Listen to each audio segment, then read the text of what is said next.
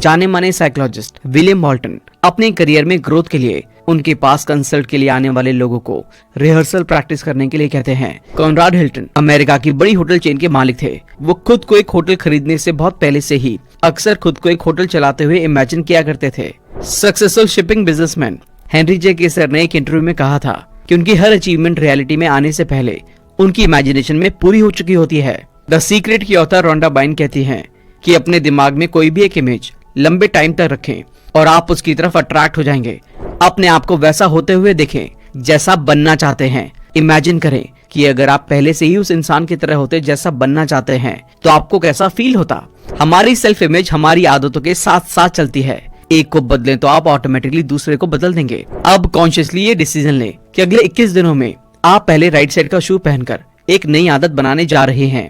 आप ये उम्मीद ना करें कि हर कोई आपसे प्यार करेगा, बल्कि इस फैक्ट को मान लें कि आप जितने भी अच्छे बन जाएं, कुछ लोग आपको पसंद करेंगे और कुछ लोग पसंद नहीं करेंगे। विलियम जेम्स कहते हैं, मुश्किल टाइम में सक्सेसफुल लोगों का एटीट्यूड डरने या भागने की बजाय सामना करने का होता है। अगर आप ऐसा कर सकते हैं तो मुश्किल टाइम खुद एक मोटिवेशन की तरह काम करने लगता है। हमारा माइंड रियल एक्सपीरियंस और इमेजिन करते हुए जो हम एक्सपीरियंस करते हैं उनमें डिफरेंस नहीं कर पाता। इसलिए जब आप पॉसिबिलिटीज या मनचाही चीज के बारे में सोचते हैं और ऐसा फील करते हैं जैसे वो सच में मिल गई है, तो हमारा माइंड ऐसी सिचुएशन और लोगों को अट्रैक्ट करना शुरू कर देता है जो उसे सच बना सके। साइको साइबरनेटिक्स बुक के बारे में जिसे मैक्सवेल मेल्स ने लिखा है। साइबरनेटिक्स का मतलब है एक ऐसा नाविक जो अपने जहाज को पोर्ट तक ले जाता है। साइको साइबरनेटिक्स वर्ड को ऑथर ने इन्वेंट किया, जिसका मतलब है अपने दिमाग को एक प्रोडक्टिव और यूजफुल गोल की तरफ ले जाना, ताकि आप दुनिया के सबसे बड़े पोर्ट यानी कि मन की शांति तक पहुंच सकें। इससे पहले कि माइंड अच्छी तरह से काम करे, हमें उन रिजल्ट के बारे में एक क्लियर इमेज डेवलप करनी होगी जिन तक हम पहुंचने की उम्मीद करते हैं। टोनी रॉबिन्स कहते हैं कि जब दिमाग के पास एक स्पेसिफिक गोल होता है तो वो डिस्ट्रैक्शन के बावजूद उस गोल तक पहुंचने पर बार बार फोकस कर सकता है और आपको एंड में सक्सेस तक ले जा सकता है। ऑथर ने कई लोगों पर की गई स्टडी से पाया कि सेल्फ इमेज हमारे सक्सेस या फेलियर बनने में इंपॉर्टेंट रोल प्ले करती है। इसलिए इसे ठीक से मैनेज करना और पॉजिटिव सेल्फ इमेज डेवलप करना जरूरी है। इस बुक समरी में आप ऐसा करने की प्रैक्टिकल टेक्निक्स को जानेंगे, लेकिन ये सब आप तभी जान पाएंगे जब आप इस वीडियो को एंड तक देखेंगे। चैनल को सब्सक्राइब और बेल आइकन को प्रेस जरूर कर दें। तो चलिए फिर शुरू करते हैं। सक्सेस मैकेनिज्म की फर्स्ट की इमेजिनेशन। अपनी book how to make $25,000 every year में चार्ल्स रोथ बताते हैं कि कैसे सेल्समैन के एक ग्रुप ने एक नया आइडिया ट्राई किया और उनकी सेल्स 100% तक बढ़ गई। यानी कि पिछले साल जो सेल 12 लाख की हुई थी वो बढ़कर सीधे 24 लाख की हो गई। इस आइडिया का नाम है रोल प्लेइंग। रोल प्लेइंग बस अलग अलग कस्टमर के साथ अलग अलग सिचुएशन में प्रोडक्ट सेल करते हुए खुद को इमेजिन करने का तरीका है। जैसे कस्टमर से क्या बोलेंगे, उनके सवाल या ऑब्जेक्शंस को कैसे हैंडल करेंगे। इस तरह अगर आप हमेशा ये जानते हैं कि कस्टमर जो कह रहा है उसका रिप्लाई कैसे करना है, या उसके सवालों का जवाब कैसे देना है, या ऑब्जेक्शन को कैसे हैंडल करना है, तो आप आसानी से सेल्स को क्लोज कर सकते हैं। ये तरीका आप अपनी लाइफ के दूसरे एस्पेक्ट पर भी अपना सकते हैं। जाने माने साइकोलॉजिस्ट विलियम मॉल्टन अपने करियर में ग्रोथ के लिए उनके पास कंसल्ट के लिए आने वाले लोगों को रिहर्सल प्रैक्टिस करने के लिए कहते हैं कि अगर आपको कोई जॉब इंटरव्यू देना है तो अच्छे इंटरव्यू को पहले से ही इमेजिन कर लें। अपने मन में उन सभी अलग अलग सवालों के बारे में सोचें जो आपसे पूछे जा सकते हैं। उस टाइम आप जो जवाब देने जा रहे हैं उसके बारे में सोचें। फिर इंटरव्यू को अपने मन में दोहराएं। भले ही आपकी इमेजिनेशन में पूछा गया कोई भी सवाल इंटरव्यू में ना पूछा जाए, फिर भी रिहर्सल प्रैक्टिस आपके इंटरव्यू पर एक पॉजिटिव इफेक्ट डालेगी, क्योंकि इससे हमें कॉन्फिडेंस मिलता है। और भले ही जो आपने इमेजिनेशन में प्रैक्टिस किया हो उसे वैसे के वैसे रियल लाइफ में कॉपी पेस्ट ना करें, लेकिन रिहर्सल प्रैक्टिस आपको बिना सोचे समझे और जिस भी सिचुएशन में आप खुद को पाते हैं उस पर पीसफुली अच्छे से रिस्पॉन्ड करने में हेल्प करेगी। सक्सेसफुल लोगों में शुरुआत से ही सक्सेस हासिल करने के लिए अपने माइंड में सक्सेसफुल होने की पिक्चर बनाने की आदत होती है। एग्जाम्पल के लिए नेपोलियन बोनापार्ट, जो अपने टाइम के सबसे ताकतवर कमांडर में से एक थे, उन्होंने रियल में बैटलफील्ड में जाने से पहले कई सालों तक अपनी इमेजिनेशन में कमांडर की तरह आर्मी को लीड करते हुए खुद को इमेजिन किया। वेबर मॉर्गन अपनी book making the most of your life में बताते हैं कि ट्रेनिंग के इन सालों के दौरान नेपोलियन बोनापार्ट ने अपने लिए जो नोट्स बनाए थे उनमें बैटलफील्ड में पोजीशन लेने के 400 से भी ज्यादा पोजीशन को लिखा हुआ था, और वो नक्शे बनाया करता था कि फ्रांस के कॉर्सिका आइलैंड पर वो राज कर रहा है और अगर कोई दुश्मन उस पर अटैक करता है तो किस तरह और कहां से बचाव करेगा। कॉनराड हिल्टन अमेरिका की बड़ी होटल चेन के मालिक थे। वो खुद को एक होटल खरीदने से बहुत पहले से ही अक्सर खुद को एक होटल चलाते हुए इमेजिन किया करते थे। सक्सेसफुल शिपिंग बिजनेसमैन हेनरी जे केसर ने एक इंटरव्यू में कहा था कि उनकी हर अचीवमेंट रियलिटी में आने से पहले उनकी इमेजिनेशन में पूरी हो चुकी होती है।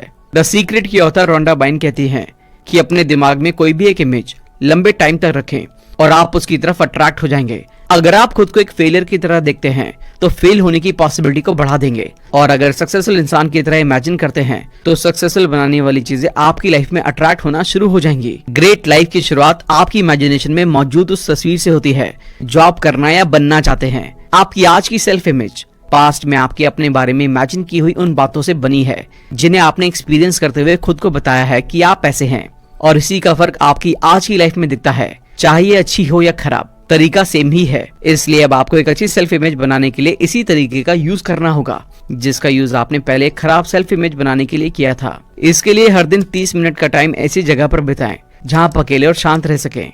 अब अपनी आंखें बंद करें और अपनी मनचाही लाइफस्टाइल को इमेजिन करें।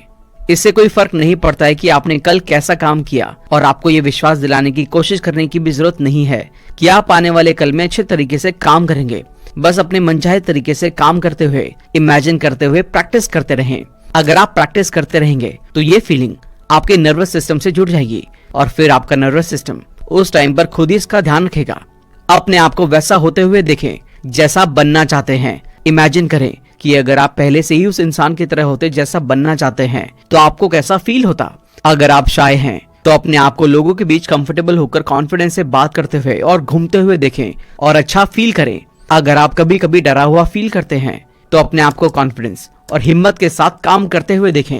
ये प्रैक्टिस आपके माइंड और नर्वस सिस्टम में नई मेमोरीज कलेक्ट करेगी जो आपके दिमाग में खुद की एक अच्छी इमेज बनाएंगी। कुछ टाइम तक इसकी प्रैक्टिस करने के बाद आप ये जानकर हैरान हो जाएंगे कि आप अलग तरह से काम कर रहे हैं, और कई बार ऑटोमेटिक वैसा ही काम हो रहा है जैसा आपने सोचा था, और आप ऑटोमेटिकली अपने बारे में पॉजिटिव सोच रहे हैं।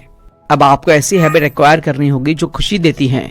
इंसान एक गोल सीकिंग क्रिएचर है। हम कुछ भी खुशी के साथ तभी करते हैं जब किसी अच्छे गोल की तरफ जा रहे हों या किसी मनचाही चीज को पाने की कोशिश में लगे हों। खुशी नेचुरल फंक्शन का एक हिस्सा है, इसलिए जब हम एक टारगेट सीकर की तरह काम कर रहे होते हैं तो सिचुएशन की परवाह किए बिना काफी खुश फील करते हैं। मेरा एक दोस्त इसलिए बहुत दुखी था क्योंकि उसे 2 लाख का नुकसान हो गया था, जबकि थॉमस एडिसन की लैब में एक बार आग लग गई और कुछ भी नहीं बचा। दुख की बात ये थी कि उनका इंश्योरेंस भी नहीं हुआ था। जब किसी ने पूछा कि अब तो आपका सब कुछ जल गया है, अब आप क्या करेंगे, एडिसन ने कहा, हम कल सुबह फिर से शुरू करेंगे।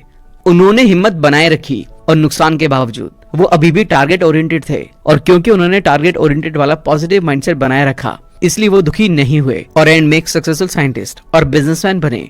आज हम अपने घरों में जो लाइट और मीटर यूज करते हैं, इस तरह की 1000 से भी ज्यादा चीजें थॉमस एडिसन के नाम पर पेटेंटेड है, जिनसे उन्हें हर महीने करोड़ों की पैसिव इनकम होती है। साइकोलॉजी को मार्केटिंग की दुनिया में यूज करने वाले सबसे पहले साइकोलॉजिस्ट हैरी हॉलिंगवर्थ ने कहा है कि खुशी के लिए प्रॉब्लम और साथ ही एक ऐसे माइंडसेट की जरूरत होती है जो सॉल्यूशन के डायरेक्शन में एक्शन लेते हुए मुश्किलों का सामना करने के लिए तैयार हो।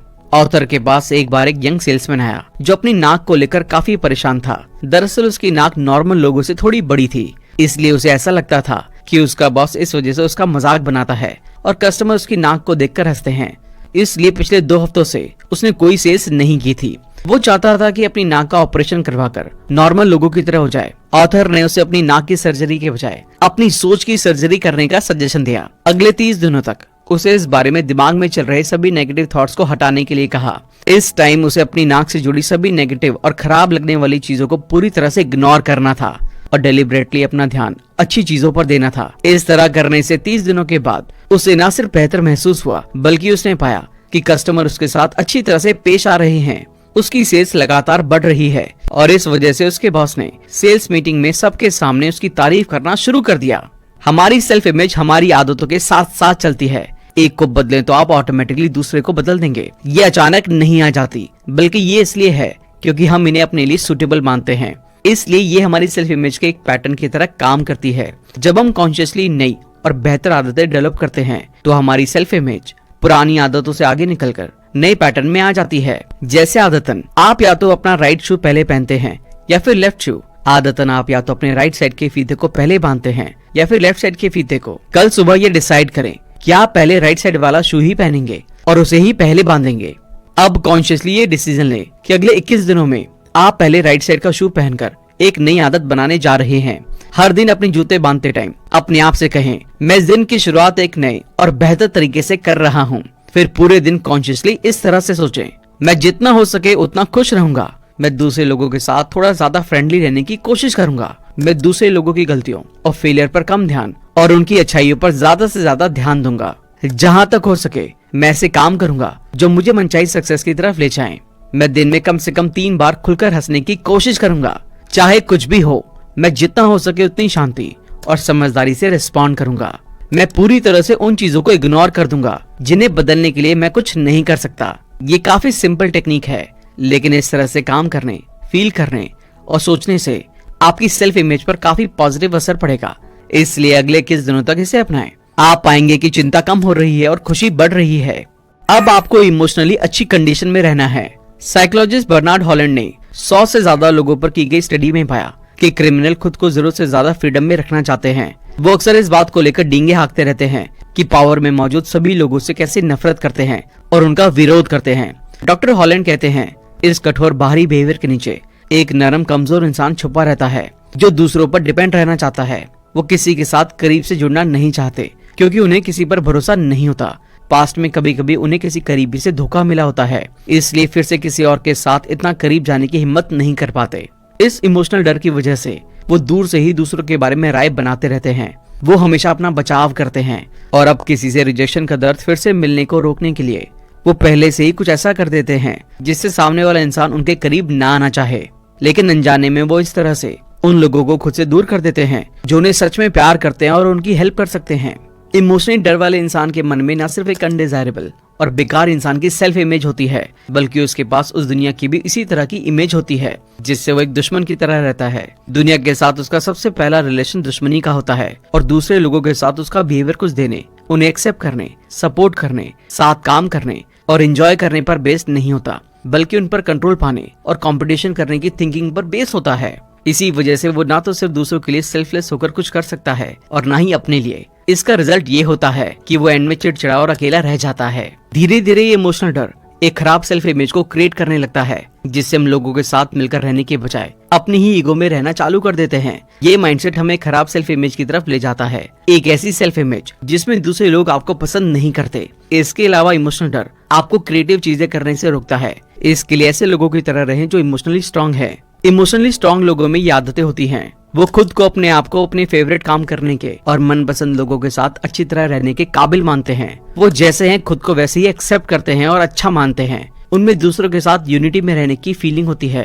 वो अपनी फील्ड की ज्यादा से ज्यादा नॉलेज और स्किल एक्वायर करने पर ज्यादा ध्यान देते हैं, जिससे उनकी डिपेंडेंसी खुद पर रहती है, ना कि दूसरों पर। इसके अलावा इस इमोशनल डर और दुख से बाहर आने के लिए आप इन तरीकों को यूज कर सकते हैं। एक सेल्फ डिपेंडेंट और जिम्मेदार इंसान बने। जिस इंसान में बहुत कम या बिल्कुल भी सेल्फ डिपेंडेंसी या खुद से जिम्मेदारी लेने की आदत नहीं है, जो इमोशनली दूसरों पर डिपेंड रहता है कि वो मुझे अच्छा फील करवाएंगे, ऐसा इंसान बहुत जल्दी हर्ट हो जाता है। हर इंसान प्यार और केयर चाहता है और सेल्फ डिपेंडेंट इंसान को भी प्यार की जरूरत महसूस होती है, लेकिन उसका ध्यान जितना प्यार पाने पर होता है उतना ही प्यार देने पर। आप ये उम्मीद ना करें कि हर कोई आपसे प्यार करेगा, बल्कि इस फैक्ट को मान ले कि आप जितने भी अच्छे बन जाएं, कुछ लोग आपको पसंद करेंगे और कुछ लोग पसंद नहीं करेंगे। अपनी लाइफ की जिम्मेदारी खुद से लें और खुद को एक ऐसे इंसान की तरह देखें जो परेशान होने के बजाय उसे ठीक करने के लिए एक्शन लेता है, डिसीजन लेता है और दूसरों को प्यार और सपोर्ट देता है और जो चाहता है उसे पाने की कोशिश करता है। ना कि एक ऐसे इंसान की तरह देखें जो लाइफ में सभी अच्छी चीजों को अपने आप से ही आ जाने का इंतजार यानी कि पैसिव डिपेंडेंट होकर बैठा है, क्योंकि ये पैसिव डिपेंडेंट माइंडसेट का इंसान ही अपनी लाइफ दूसरे लोगों और सिचुएशन को सौंप देता है। उसे लगता है कि मुझे जो करना था कर दिया, अब दूसरे लोग मेरे लिए रिस्पेक्ट करने, तारीफ करने और प्यार करने के कर्जदार हैं। वो दूसरे लोगों पर फालतू की डिमांड्स और दावे करता है और जब वो पूरी नहीं होती तो ठगा हुआ, विक्टिम और इमोशनली हर्ट फील करता है। लेकिन रियलिटी में ऐसा पॉसिबल ही नहीं है, इसलिए वो इस इम्पॉसिबल फीलिंग को पाने के चक्कर में खुद को इमोशनली हर्ट होने के लिए ओपन छोड़ रहा है। इसलिए अपनी लाइफ और इमोशनल जरूरतों की जिम्मेदारी लें, दूसरे लोगों को सपोर्ट, प्यार, एक्सेप्टेंस, अंडरस्टैंडिंग देने की कोशिश करें और आप पाएंगे कि ये आपके पास वापस आ रही हैं। इमोशनल दुखों से दूर रहें। एक बार एक क्लाइंट ने ऑथर से पूछा था, अगर चोट लगने पर हमारी बॉडी में उस चोट या कट का निशान बन जाना नेचुरल और ऑटोमेटिक प्रोसेस है, यानी कि ये अपने आप होता है, तो जब एक प्लास्टिक सर्जन ऑपरेशन के लिए कट लगाता है तो इस तरह से निशान क्यों नहीं बनता? इसका जवाब ये है कि जब आपको अचानक से कोई चोट लगती है और कहीं कट लग जाता है और ये अपने आप ठीक हो जाता है तो निशान इसलिए रह जाता है क्योंकि जब चोट लगती है तब और उसके बाद उस घाव में अंदर से स्ट्रेस या तनाव रहता है और घाव के ठीक नीचे की स्किन को अपनी तरफ पीछे खींचता है, जिससे चोट तो ठीक हो जाती है लेकिन उसका टेढ़ा मेढ़ा निशान रह जाता है। जबकि एक प्लास्टिक सर्जन जब ऑपरेशन करता है वो न सिर्फ स्किन को टांके के जरिए एक साथ खींचता है बल्कि वो स्किन के नीचे से भी थोड़ा थोड़ा मांस काटता है ताकि कोई स्ट्रेस ना रहे। इसलिए कट वाली जगह आसानी से ठीक भी हो जाती है और कोई टेढ़ा मेढ़ा निशान नहीं रहता, बस उस जगह हल्का सा निशान होता है। लेकिन मैं आपको क्यों बता रहा हूँ, इसलिए क्योंकि इमोशनल पेन के मामले में भी यही बात होती है। अगर आप किसी चीज को लेकर अंदर से स्ट्रेस हैं तो उसके सामने इमोशनल पेन बढ़ जाएगा, जबकि अगर आप अंदर से उसको लेकर शांत और अच्छा फील कर रहे हैं तो उसके सामने आने पर भी आप नॉर्मली फील करेंगे। क्या आपने कभी नोटिस किया है जब आप फ्रस्ट्रेशन में, डरे हुए, गुस्से में या डिप्रेशन की वजह से स्ट्रेस फील कर रहे होते हैं तो अपनी फीलिंग को ठेस पहुंचाना या गुस्सा होना कितना आसान होता है। नॉर्मली जब कोई दोस्त आता है और कोई फनी बात करता है तो 10 में से 9 बार हम हंसते हैं और इसे फनी समझते हैं। हम इसके बारे में कुछ नहीं सोचते और बदले में एक अच्छी फीलिंग के साथ उस मजाक मस्ती में शामिल होते हैं। लेकिन आज के दिन ऐसा नहीं होता। आज उसी बात से हम सेल्फ डाउट, इनसिक्योरिटी और चिंता करने लगते हैं। हम उसी मजाक वाली बात को गलत तरीके से लेकर हर्ट हो जाते हैं और इस तरह एक इमोशनल पेन बनना शुरू हो जाता है। ये आसान सा एग्जाम्पल इस बात को बहुत अच्छी तरह से बताता है कि हम इमोशनली अच्छा या खराब दूसरे की बातों से नहीं बल्कि अपने माइंडसेट और रिस्पॉन्स से फील करते हैं। अब हमें अपनी प्रॉब्लम को अपॉर्चुनिटीज में बदलना सीखना होगा। किसी मुश्किल सिचुएशन में अच्छा परफॉर्म करके उसे एक अपॉर्चुनिटी में बदलने के लिए ये तरीके अपनाए जा सकते हैं। अपने गोल पर ध्यान रखें और सिचुएशन की रियलिटी को समझें। आइए इन्हें एक एक करके डिटेल में समझते हैं। अपने गोल पर ध्यान रखें। मुश्किलों के दौर में गोल ओरिएंटेड बने रहें। अपने ध्यान पॉजिटिव गोल पर बनाए रखें। मुश्किल सिचुएशन से भागने, छिपने और बचने की तरफ ना भटकें। विलियम जेम्स कहते हैं, मुश्किल टाइम में सक्सेसफुल लोगों का एटीट्यूड डरने या भागने की बजाय सामना करने का होता है। अगर आप ऐसा कर सकते हैं तो मुश्किल टाइम खुद एक मोटिवेशन की तरह काम करने लगता है, जो आपके गोल को पूरा करने में हेल्प करने के लिए एक्स्ट्रा पावर देने लगता है। इस टाइम हमारे अंदर एक ही फीलिंग काफी मजबूत होती है और वो है एक्साइटमेंट। ये हमारे डर, गुस्से या हिम्मत की तरह एक्सप्रेस होती है। अब डिपेंड आप पर करता है कि आप इसे किस डायरेक्शन में मोड़ते हैं। ये एनर्जी जिस तरफ फ्लो होगी हम उसी तरह के एक्शंस लेने लगते हैं और फिर रिजल्ट भी उसके अकॉर्डिंग ही मिलते हैं। ये उस टाइम के हमारे इनर गोल्स पर डिपेंड करता है कि आप अंदर से सक्सेसफुल होने के लिए तैयार हैं या मुश्किल से हार जाने के लिए। आप इससे बच नहीं सकते। या तो आप इसका यूज अपने फायदे के लिए करें या फिर ये आपका फायदा उठाएगी। अगर आपका इरादा या आपका माइंडसेट गोल ओरिएंटेड और आगे बढ़ना है, उस मुश्किल का ज्यादा से ज्यादा फायदा उठाना है और जीत हासिल करना है, तो प्रॉब्लम के बावजूद उस अपॉर्चुनिटी को पाने का एक्साइटमेंट आपको आगे बढ़ने के लिए ज्यादा हिम्मत और ताकत देगा। लेकिन अगर आप अपने मेन गोल को भूल जाते हैं और आपका मकसद रास्ते में आई मुश्किलों से भागने और उससे बचकर किसी तरह उससे पार पाने की कोशिश करना बन जाता है तो भागने की फीलिंग आदत बन जाएगी। दूसरी चीज, सिचुएशन की रियलिटी को समझें। सोचे कि सबसे बुरा क्या हो सकता है। बहुत से लोगों में मुश्किल के टाइम नुकसान को बहुत बढ़ा चढ़ाकर देखने की आदत होती है। इस माइंडसेट में हम ये देखने की बिल्कुल भी कोशिश नहीं करते कि सिचुएशन सच में कैसी है, बल्कि बिना सोचे समझे इस तरह से रिस्पॉन्स करने लगते हैं जैसे कि हर नॉर्मल चैलेंज लाइफ या डेथ का मामला हो।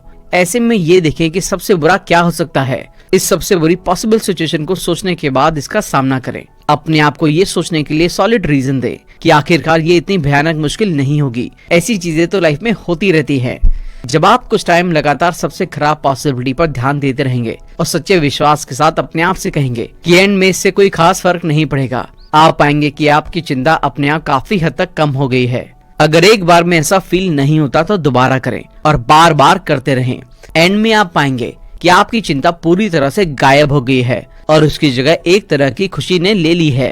विनिंग फीलिंग के साथ जीना। American professional golfer doctor Cary Middlecoff से अप्रैल 1956 में एक इंटरव्यू में जब इंटरव्यूअर ने पूछा कि आपकी सक्सेस का सीक्रेट क्या है, तो उन्होंने कहा कि विनिंग फीलिंग यानी कि जीतने का एहसास मेरे चैंपियन बनने का असली सीक्रेट है। मैं हर टाइम और स्पेशली मैच खेलने से पहले खुद को एक चैंपियन समझता हूँ और प्रैक्टिस के दौरान फील करता हूँ कि आज की चैंपियन ट्रॉफी मैं ही उठाने वाला हूँ। और इस विनिंग फीलिंग के साथ खेलने से मैं ज्यादातर टाइम वैसा ही परफॉर्म करता हूँ जैसा सोचा था और रिजल्ट आपके सामने है। आप इन दो मेथड्स को अपनाकर अपनी लाइफ में इस विनिंग फीलिंग को डेवलप कर सकते हैं। पॉसिबिलिटीज के बारे में सोचें। अपने माइंड को सक्सेस के बारे में सोचने में कैपेबल बनाने के लिए आपको अपने आज के एंड रिजल्ट के बारे में सोचना चाहिए। अपने गोल को पाने की पॉसिबिलिटी को इतनी क्लैरिटी से देखें कि ये आपके माइंड के लिए रियल बन जाए। इन्हें इतना रियल फील करें कि आपके अंदर वही फीलिंग आए जो गोल हासिल कर लेने पर आएंगी। आप और मैं इसे अपनी लाइफ में हर दिन करते हैं। एग्जाम्पल के लिए चिंता इन्फीरियर या शायद सेल्फ इंसल्ट की फीलिंग के साथ ऐसी सिचुएशन को एक्सपीरियंस करते हैं जिनसे खराब रिजल्ट मिल सकते हैं। ये चिंता और डर को फील करके अनजाने में हम अपने फेलियर को बोलकर तो नहीं, लेकिन क्लियरली उस फेलियर एक्सपीरियंस को फील करके उसे अपनी लाइफ में अट्रैक्ट करने के